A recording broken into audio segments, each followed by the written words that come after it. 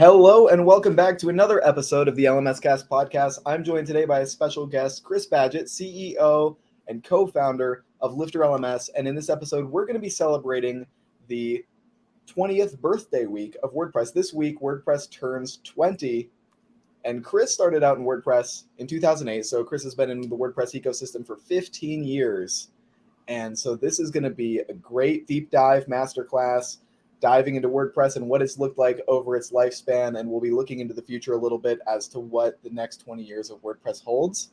Thanks so much, Chris, for joining me on this episode. Are you ready to dive into it?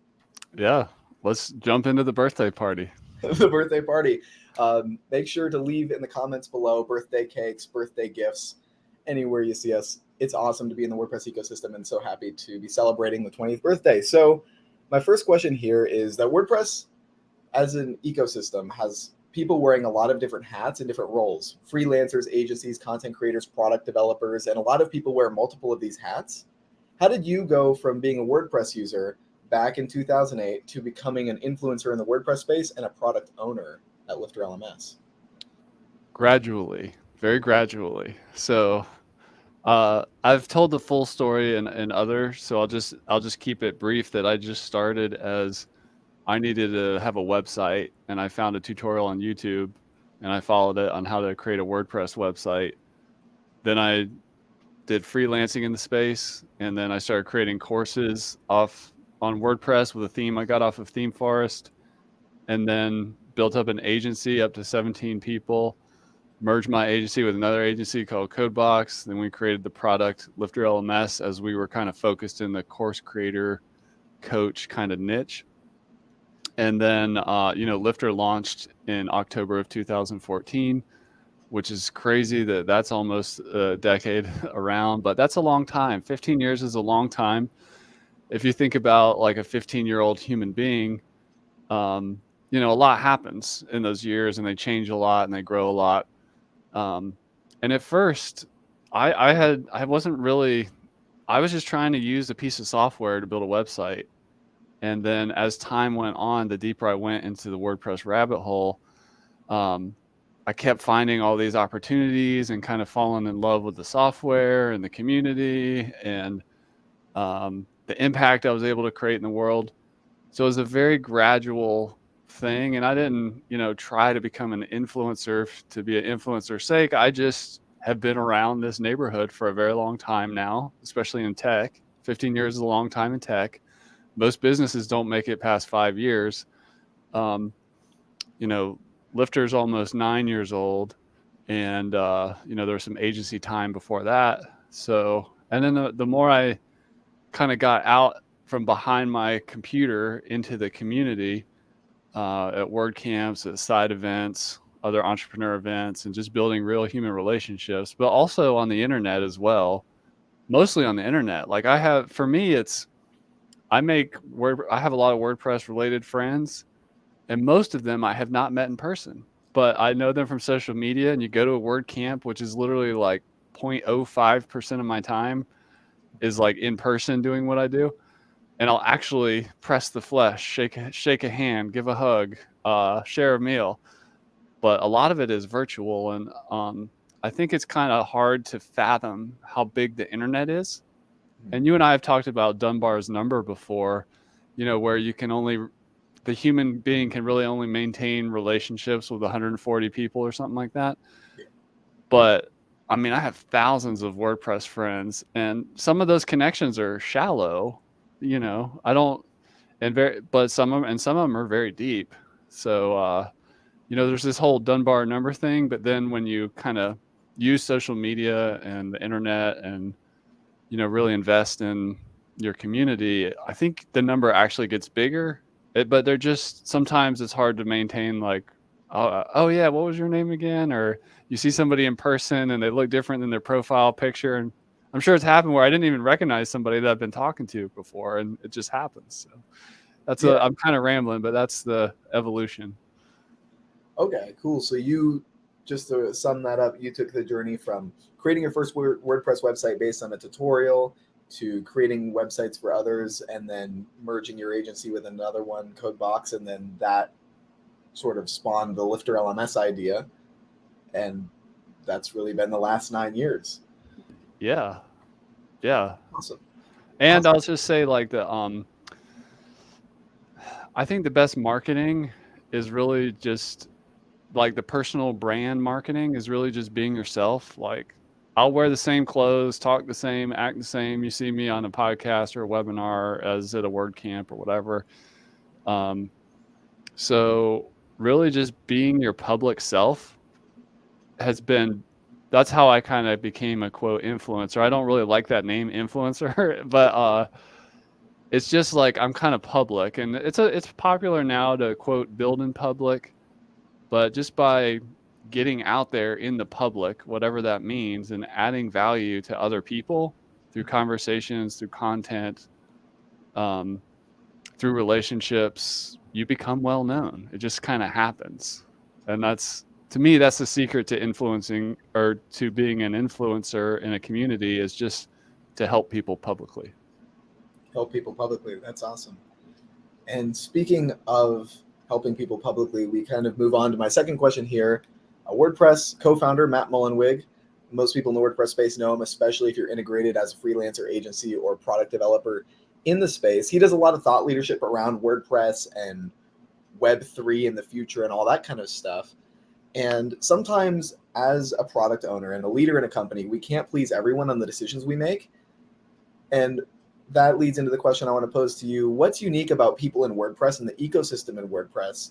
And as a founder in WordPress yourself, is there anything you've learned from Matt Mullenweg's sort of technical leadership into the future and how the WordPress ecosystem works, with just an ecosystem leading into the future, and also Matt as sort of a thought leader in that way? Yeah. Well, I have a lot of respect for Matt. One of the things I share with him is consistency. Like I'm still here. And I love how focused he is, and he's a product visionary. I'm a product visionary. It's like a personality type thing, and he's definitely doing it at a larger scale. With a bigger team, more surface area under all the initiatives he has going, both on the private side, for-profit private side, and on the open source WordPress project side. Leadership is hard. I actually got into WordPress because of leadership. I was leading a company in Alaska. I became an operations manager there, a helicopter supported sled dog tour business. I lived on a glacier. I'd fly 90,000 pounds worth of equipment up on cables in cargo nets under helicopters and build this little village. And it was it's like one of the premier destinations for tourism in Alaska. And it was there that I really got into leadership. And even before that, I was into something called NOLS, the National Outdoor Leadership School, that I went to twice. I could have easily become like a NOLS instructor and gone down that road, but leadership just became very important to me. And there's some nuance, like what's the difference between leadership and management, right?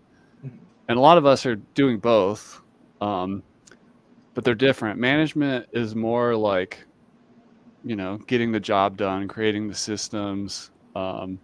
Leadership is all about inspiring people and, taking a vision out of the sky and making it out of your mind, or collaborating with others to create it and to actually kind of create that energy to make it happen, to hold the space to make it happen, which is challenging in a mostly decentralized ecosystem like WordPress, as an example. So that's one of the challenges, is like, this is what we sign up for, but this is not a closed ecosystem with this tight little org chart and this person reports to this person and like it's some big corporation. This is open source software is completely different. And at the same time, we're all trying to give away as much value for free as possible, contributing as it's known. Yeah. And also like figure out how to build a business and create jobs and create an actual something of value that creates cash flow that we can build careers and lives around and support families and all that. So leadership, I think the strength of WordPress and leadership is also the decentralized nature of it. So instead of like a corporation where you have like a CEO at the top, or president or whatever, you kind of have like this team of teams. So there's various pockets of leadership throughout the WordPress community. It could be somebody who's really, I'm thinking of like Jamie Marshland, who does a lot of great YouTube videos about Gutenberg and modern WordPress. He's taken leadership there. Um, Other people taking leadership in organizing WordCamps. Other people building businesses, whether those are freelance or agency or product companies. Um, Other people making content. Uh, you know, affiliates, like getting making good content while also figuring out how to generate revenue. Um, just users themselves, like people and business owners and organizations that step up and be like, you know what, I'm going to learn how to use this tool to put my online storefront or my online message up in front of the world. There's so many people who are just taking leadership over their website. And it's not just a website, it's literally like your storefront that's viewable by anybody anywhere in the world with an internet connection. So there's a lot of leadership going on all over the place. And the leadership is an inside job. So it starts with yourself first. So that's by taking responsibility and crafting a vision and figuring out how to create value in the world that's bigger than what just you need. That's what it's all about. And it just kind of compounds over time as you continue to develop as a leader and a value creator out there. And there's so many great leaders in this community. Yeah, absolutely. And I wanted to recap a little bit on that with just your thoughts around like abstract leadership in the WordPress space. Like we talk about leadership on different levels, like even just creating a WordPress website based on a tutorial can represent sort of a form of leadership because the individual is sort of creating a space and collaborating with others to build their vision for the future. And it might be a little bit of a smaller role in that example, but if we take the idea of people with a regular sort of lifestyle of like working a day job or something like that, and then the leadership example in this case is someone deciding to stray from that path and try out building a website, and then maybe they expand a little bit more with leadership and then share their skills with others, the things they've learned with others on YouTube or answering questions in Facebook or Reddit or wherever questions pop up. And then the next level of leadership is contributing to a product ecosystem, creating that content, and possibly even developing or contributing to the development of WordPress and the future of it. So there's like leadership at these different levels. And so does that kind of accurately sum it up with the idea of leadership being about collaborating with others and creating the space to build a vision for the future? 100%. And just to be clear, also, you don't have to be an entrepreneur and start a business to be a leader. I think what it boils down to is, and this is the reason why I just kind of naturally fit here, even though I have no business or technology background. Like, how did that happen? Yeah. Well, it's because I came from the world of outdoor leadership. So I'm very comfortable in nature going into an environment that I don't know. It's brand new to me. I don't know where all the threats are. Even the ground beneath my feet is whatever. Like that's just the world that I love and just found a passion for when I was younger. But that's what leadership is. It's going into the unknown, and you don't necessarily have all the answers. And yeah, you've done some time preparing, read some books, watched some YouTube tutorials.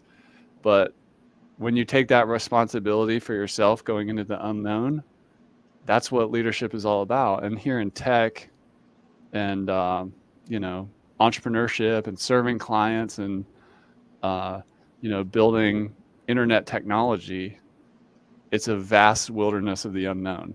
I mean, there's things we know how it works, but it's also a moving target. It's constantly changing and new technologies are born and dying. And for whatever reason, maybe it's my personality type, I just thrive in that kind of environment. And, but you have to be a leader to do that. Yeah. And speaking on that topic further of disruption and items in the space, and software changing, ecosystems changing, it seems like the longer something survives, it seems like it becomes harder to disrupt.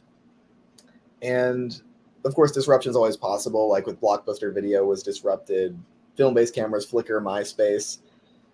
Can you tell us about your vision of WordPress and how, like, its disruption path, and it powers, I don't know if I'm going to be able to throw the statistic, like 33% of the internet, 34% of the internet? I think it's 45. Maybe you can look it up when I'm talking and find the exact number. But yeah, but it's been like really solid as far as like survivability in the ecosystem. And so, do you see any possible disruption of WordPress or indications that it's going to survive for a lot longer because it's like taken up this 30-40% of the internet, and like what the story looks like of WordPress in the next 20 years from your standpoint? Well, there is kind of the classic framework of the business cycle, which starts with innovators and early adopters, early majority, late majority, laggards, this whole bell curve of the lifespan of a business. So there's that, but that's a map. That's not necessarily the territory. It does hold up, when you look at companies over time. If you look at, and certain companies just stand the test of time. Like I was listening to a Tim Ferriss episode recently, and they were talking about the history of Nintendo, which didn't even start as a gaming company. It was like a collecting card company or something like that. And it's been around since like 1918 or something like that. But, if we think about technology like Gmail, the longer that people use Gmail and just entrench it into their life, it becomes harder to disrupt. That's where like things like monopolies are a problem. Like it's good for Amazon, as an example, to have competitor. WordPress is part of the resistance, right? So is Shopify, you might argue. So independent sellers having a WooCommerce site to, sell goods on their own without Amazon, right? So that's healthy friction there. The friction between Shopify and WooCommerce or WordPress is healthy. It spurs innovation.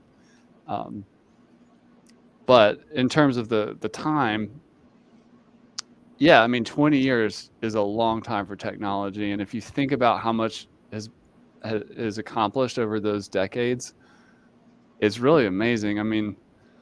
The thing is, it's sort of like that whole thing about you don't always notice the change that's happening if it's gradual. Right. Like I almost don't even really notice when I think back of as WordPress changed, and there were certain big changes like the block editor or custom post types or whatever. But like when you're in it and you're using it every day for yourself or clients or customers or whatever, like you almost don't notice it because it's so gradual. But then when I think back to like when I built my first website and like the theme I used and where I got frustrated and what I was able to do, a lot has changed. And there's more people involved. There's more websites built with it. I think the human brain has a hard time with deeper time frames. And like when I got into WordPress, I thought I was late to the party. It's in terms of like starting an agency or building a product company. And I think we're actually still kind of there in the sense that there's still so much more to do. There's so much upside and opportunity for this ecosystem and technology that it's, we're just getting this party started. So I like that. I think it's Tim McGraw, the country singer. He has a song called Your Next 40 Years. So I was thinking about that today, like the next 20 years, and maybe we can get into that in a little bit. But just there has been a lot of changes, and by staying focused, I think, and consistent is cool. Like I have a passion for learning. I'm a lifelong learner.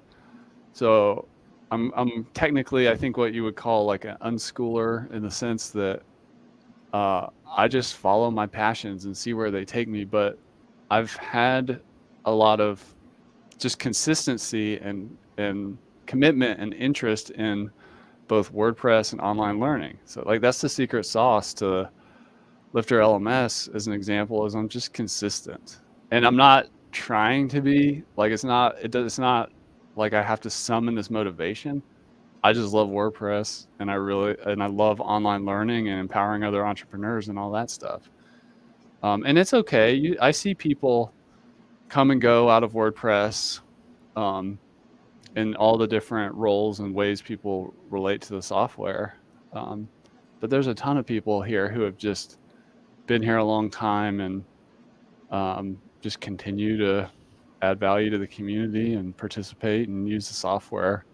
And to a degree, technology gets entrenched and ingrained, just like the Gmail example. Like, I've been using Gmail for forever. I've been using Facebook and Twitter for a long time as an example, like really using them. So they're just part of what I do. And sure, something better or different can come along, or certain technologies can get messed up by poor leadership as well. So those risks are always there. But yeah, I mean, if you think about the millions of sites built with WordPress, they're not just going to change on a dime and go to something else, especially with the big opportunities, which we'll talk about, I'm sure, with the future of website building and new technologies on the horizon. So. Yeah, absolutely. And this leads into another question. I know you're pretty passionate about topics around Web3, and we're sort of making this elusive transition into Web3, just like the web in general, of course. Do you think you could give us a little bit of a description of what Web 1 was, what Web 2 is, and Web 3, and how WordPress kind of fits into this ecosystem of like integrating into Web 3, and what the media formats look like, and how WordPress is kind of leaning into that future? Yeah. I mean, the way I understand it is Web 1 is like read, Web 2 is read write, and Web 3 is read write value. And what I mean by that is, and WordPress has been here through all that, in the sense that the Web 1 is all about just having some piece of content on the internet that somebody could read, right? Like a web page, or an image or whatever.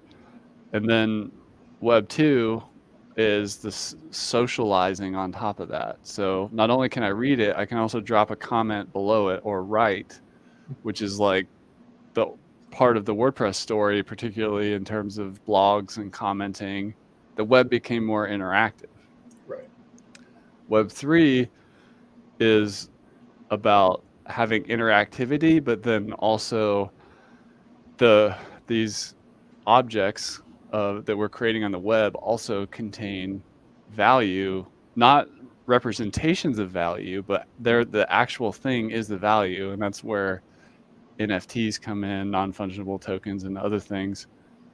But you don't really notice it. Like, we all kind of went through that in terms of, it's just a gradual change, and there are exponential jumps here and there and stuff. But I mean, I don't remember the first time I left a blog comment or a social media post. And, over time, these platforms get better and the algorithm gets smarter and people get more addicted to them and stuff like that. But yeah, it's technology. We're just kind of evolving with it. So, for example, with artificial intelligence, AI has actually already been around a lot. Like, there's different types of AI that's already being used in like certain automobiles and other ways companies look at large data sets and things like that. So, but we don't really notice it. It's like all of a sudden ChatGPT accelerates in adoption faster than anything ever before, to 100 million in however many months or whatever. But AI has been around for a while. We're just going to continue to get deeper into it. So yeah. And one thing I want to touch on, and definitely hear your thoughts on as well, are sort of like, I think of it as like wood has always been around, or it's been around for a long time. Like, we've been leveraging trees and wood as a material for a long time. And then we've worked then with metal and then with plastic. And so the concept of like creating a box to store items exists with wood. It exists with like pouches and things like leather and various materials. And then metal, you can create like a box out of metal and a box out of plastic. You can create a box out of carbon fiber. So there's like different materials, and different, as technologies evolves, our materials have changed, but the functionality has remained relatively the same. Do you have any, like, that's just kind of how I think about it with like different evolutions of technology and how they contribute to our everyday use of them. Like the cloud is a really good example of this. We used to store a lot of data on hard drives locally and floppy disks and all that kind of stuff. And now we store our data in hard drives and data centers that we can access from various points. It's still the same concept of storing a file and accessing the file. It's just a little bit of a different way to use it. And I think I've gotten in that mentality of being like threatened and scared of technological change over time. But when I think about it in this sort of metaphor, it makes it a little bit less scary to me. I don't know if that metaphor resonates with you or makes sense, or you have anything to kind of contribute to that as to how, Web 1, Web 2, Web 3, and the future evolutions of WordPress can contribute to business and people's use of a product and creating value in the world and interacting with others, rather than like a new elusive technology that'll just disrupt everything. And I think the quality of like just being okay with change and just playing in the sandbox of new technology is an important skill these days. And the thing that is kind of hard to wrap the head around is not only is all this stuff changing, but it's changing exponentially. And the human brain has a hard time like comprehending exponential growth when you look at things like compounding or just the rate of change in society. So it's the challenge of our time in the future is like when you're on an exponential curve, it feels very disorienting, and things can feel sudden and like, oh my gosh, what's happening that next week, and then what's happening next day, and then what's happening next hour, and then what's happening next minute. Like exponential change is hard because humans are more linear. To dial it all the way back, like human beings are tool users. That's one of the things that makes us human as we use tools. Technology and the internet and WordPress, these are just tools. If you look at, I think it was chimpanzees, and they'll use sticks to get ants out of, that's like a tool, right? So this is where we came from in terms of being tool builders.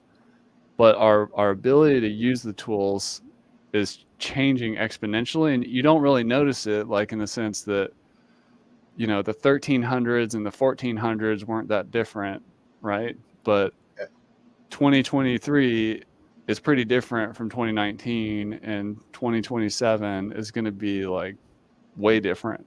Yeah. But there's some things that never change. The challenge of our time is that human beings are not like us.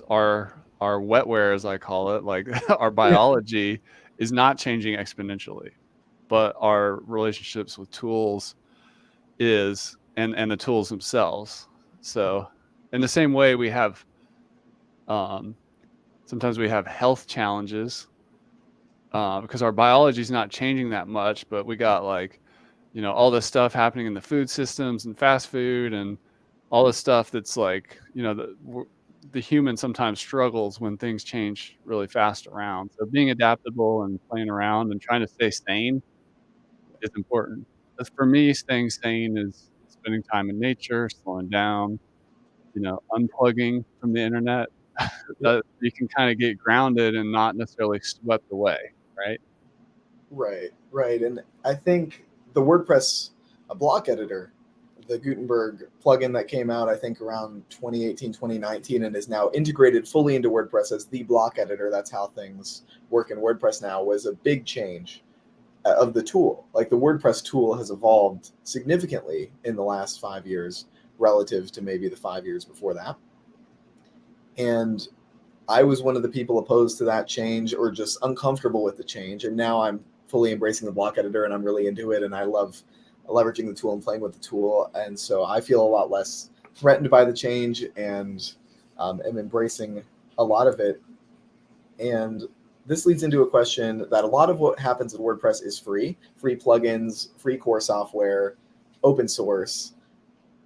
But there are people who base their incomes in WordPress, like you and me and our customers who build their WordPress websites and sell courses to other people, or even just create blog content, help promote their book, all kinds of different ways to make income in WordPress. Can you give us a high-level overview of the story of money in WordPress? Yeah, this ties really well into the technology exponential aspect. So what the tools have gotten fancier and you can do more with your website, but it's also made it easier to create value, like to build that WooCommerce storefront that anybody can buy from. Or if you're using something like Lifter LMS, launch a course, and you can, it's sort of like democratizing not just publishing, but entrepreneurship. So it used to be really hard to build a website. And usually that website was just kind of informational in the beginning. And then we started having socializing around it, and then started selling through it and stuff like that. And it kind of happened gradually, but the whole thing with anybody in the world can create an online business is really interesting. And but there's also just the whole economy of it all. So I think WordPress itself has created so much money out there that it's really hard to wrap the human brain around. So if you think about all the freelancers, agencies that build websites from clients, whether it's a $20 website on Fiverr or an enterprise WordPress agency that's doing like 100K or 500K Fortune 500 whatever sites. Yeah. Think about all the jobs that creates, and then think about all the money and economic impact from those websites that are created, for if it's whatever it is. Yeah. So like you've worked with Lifter LMS for a long time, and like your livelihood comes from there. Mine does too.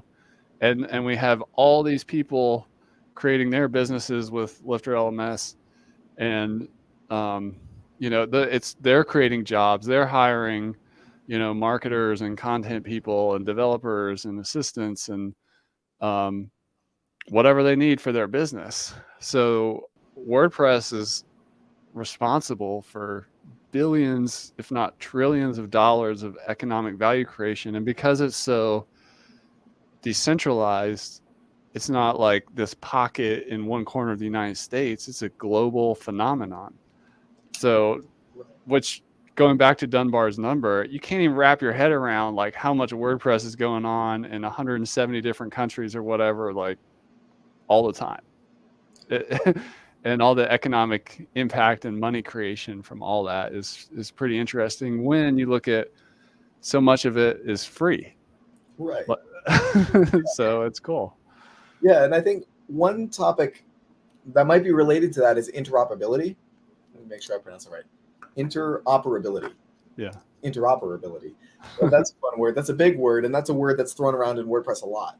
And I think abstractly, it's a big theme related to open source and free software and accessibility with creating a website. We used to have to be able to write PHP or HTML or know how to write all this complex code in order to build a website. And by creating a software that allows anyone to create a website with drag and drop builders or text editors, it creates more of an interoperable approach to people's energy, because a lot of people eat food and can think, and not all of them can write code to build the website. But now that there's like a WordPress tool, it sort of creates interoperability for these other people to be able to express and share these ideas online. And with others. And so it's almost like the energy that these that people have who don't know how to code, like me and like you. I'm getting better slowly over time with understanding the code and development and how things work in the backend, but I'm still not there yet. And I definitely wasn't there when I started in WordPress. And I still was able to create an online course. I was still able to create a YouTube channel and still teach other people how to do the same. And so my energy was able to be contributed to creating that project, even though I didn't have those base level fundamental skills of knowing how the web works fundamentally, technology wise. And so I think that's like a great example of interoperability in WordPress and in like humanity, and how WordPress has contributed to that and helping other people harness their energy and share their ideas. Does that kind of resonate with you? Does that make sense? That sort of idea of democratizing publishing and the free in WordPress. Do you think that's what contributes to making it so powerful? And such a 43% of the internet is what it powers. So you're right. Making it such a strong influence on the internet. Do you think that contributes heavily to it? Yeah, because it has a lot of different uses, and there's all these people making all these different tools, and all these different people driving it. And you want, like, in an ecosystem instead of a walled garden corporation, interoperability becomes even more important. That's the secret of WordPress. In the same way that democratizing publishing, like anybody can now write online. That was the original part of WordPress with the blogging. And I heard Matt Mullenweg in a WordCamp talk that I saw on YouTube, and this was a long time ago, probably around 2012 or 11 or something like that. I heard him mention how WordPress is a platform for publishing, but also development. And in my mind, it took me a second to grab it, but then that's part of the story of where Lifter LMS came from. I'm like, oh, I can build an application and that helps other people build applications, build the machine that builds the machine. So it took custom development to build Lifter LMS, but then it allows other people to have a learning management system, which is an application. And then, I think Chris Lemma actually does the best job explaining this. He had a video interview recently, I think, with Jamie Marshland about the impact of AI on WordPress. But I've heard him tell this answer before about, like, well, what if you're not a developer? And now the next big worry is, will AI take all the jobs or whatever? And Chris describes it basically, go find his video, but there's these layers of abstraction as technology gets better that it just changes. So, like, non-developers like myself, there was a moment in time that WordPress made it possible for me to build a website without writing a single line of code. I could just put things together and press publish, and it's live. So the fact that we have a new tool coming in that does a lot of stuff for you in the same way that I didn't have to write code, we're just going through that again. So it's important to adapt. It doesn't mean that everybody's out of business. Machines still need to be driven and edited and iterated with. So that's kind of where we are now. And having all those things play with all the other things on the internet through APIs and plugins and custom code and whatever you need to do, like, it's just the artist's paintbrush. The palette just continues to expand with what you can do exponentially faster. So that's the big challenge of it all, is staying sane, keeping up, and just continuing to ask yourself, how can I create value with the tool set as it exists today? I think another, in many ways, I consider myself an accidental entrepreneur. And part of that just comes from, like, why did the product work? Why is it, why do all these people use it? It's because I wasn't actually obsessed with the tools. What I was obsessed with, and still am, is the user, the customer, and what they're trying to do. So tools are just a way to solve problems, whether it's WordPress or artificial intelligence or a hosting company or a email marketing service. Right. What are these people trying to do? And so just by having, for me, everybody's got their own focus. For me, it's online education and enabling that, and enabling the enablers within that is what we do. So the tools are important, but they're also a means to an end, not the end themselves. Right. So, like, the vision and value of this. Even though the tools and the methods are changing, the vision is determined by the creator and the value is still determined by the consumer. Like it's sort of still running that same equation. Uh, yeah, I think that's an awesome discussion we've had around like interoperability in WordPress. We're going super high level and super abstract as to like how WordPress has contributed to web creation in the last 20 years and what we see for the future of WordPress. We're coming closer to the end of the episode now, so I wanted to circle back to that idea of the future 20 years of WordPress. We've come 20 years so far, and we're taking a look at what the next 20 years might look like.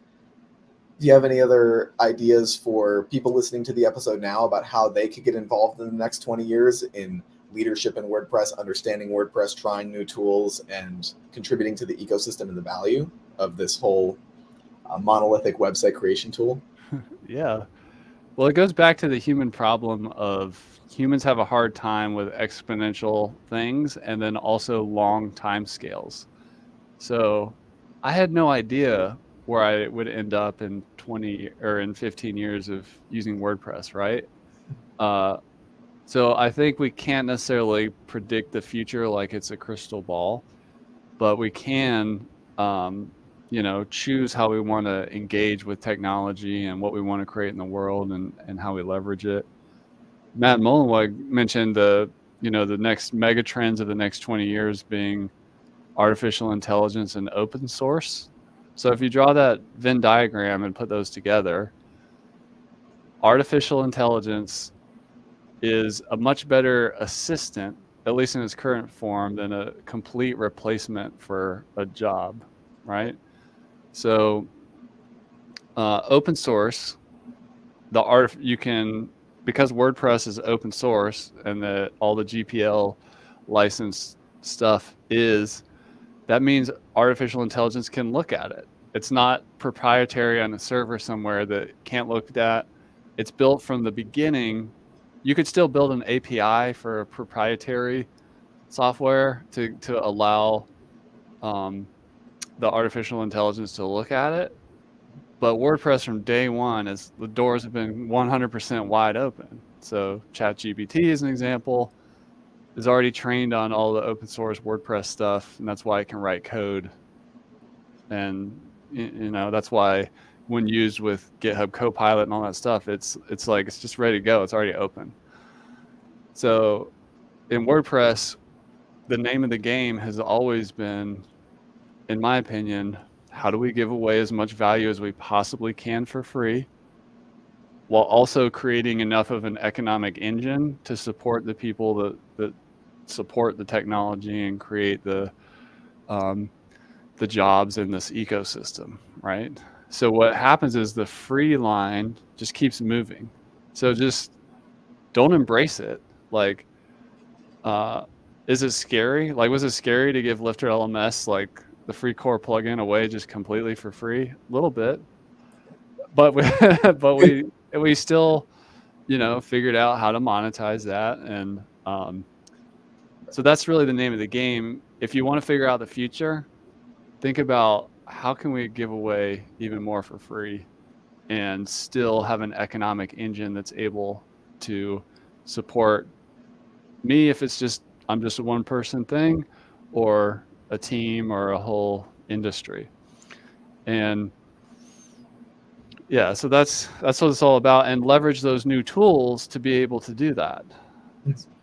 So that's the big question. Like, if we look at like, how can I use a prompt to build an entire website using WordPress and then edit it and iterate on it? Oh, I like this, I don't like this. Like, it's easy to see where we're going in the shortish, mediumish term. The longer term is harder, especially during exponential change. But yeah, how can I create more value for free than anybody else in the world in the niche and industry and the types of people I like to work with?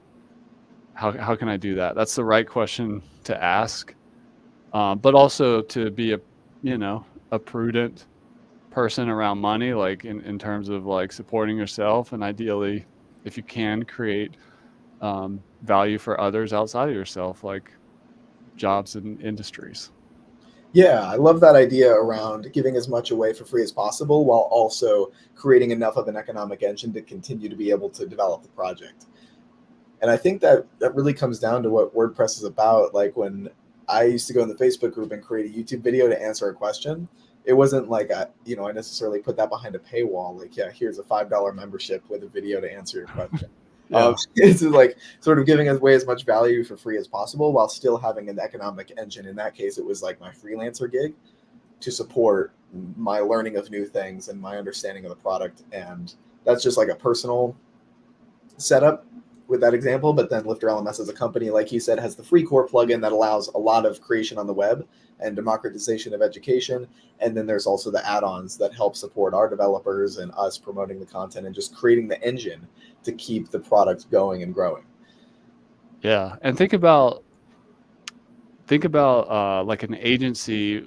If you can build websites with prompts, this is an example of how like maybe the type of person that builds websites changes or becomes more democratized. So then the name of the game in the agency land is, okay, well, maybe instead of building like 1 or 2 clients a month, I might be building 20 or 30.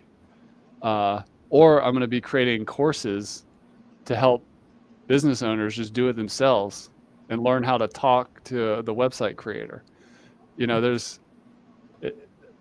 And that could be a free course, could be a paid course, could have affiliate links. It could, I don't know. There's just those are the kind of sandbox of the future areas to play around with. And That's awesome. Well, thanks, Chris, so much for joining me on this episode and sharing your thoughts around the last 20 years of WordPress, celebrating the birthday week. This is the 20th birthday week or 20th birthday this week for WordPress. And we dove into a lot of topics around abstract creation in WordPress, democratizing education, and what WordPress as an ecosystem and leader in the website creation space looks like. But thanks so much, Chris, for joining me. Do you have any final words for the audience on where people should go next to check out more about the future of WordPress and check out the democratization of publishing and learning? I guess my final piece of advice is to focus on moving your free line to contributing. And I think there's a common misbelief or just not fully fleshed idea that to contribute to WordPress, you have to be a developer and you write some code on like the core WordPress software. But there's so many ways to contribute to WordPress. Just helping somebody who's trying to build a website, creating a YouTube tutorial, going to a WordPress event, just, getting better yourself and figuring out different ways to use the tool. There's so many different ways to contribute. And like you said with your videos, you found a problem, you solved it with a video for free, and that helped build up your career in WordPress. So the more you just take the focus off of you and focus outward, the success is natural. In my experience, if you stay positive, add value, find problems to solve, you're going to find a way. That's for anybody that's has some uncertainty about the future. It's kind of like put the periscope up and be like, what problems out there? How can I help these people? I think that's what makes WordPress unique, I guess, is that this is a community full of creative people that are helpful. That's what it's all about. So if you like solving problems and you're creative, and you're just going to naturally create value out there. And that's where, careers come from, satisfaction comes from, legacy comes from. So I'm looking forward to the next 20 years of WordPress. Awesome. Well, that's a wrap for this episode of the LMS Cast. Thanks for joining me. Will Middleton and Chris Badgett from Lifter LMS. We'll see you in the next episode. Bye.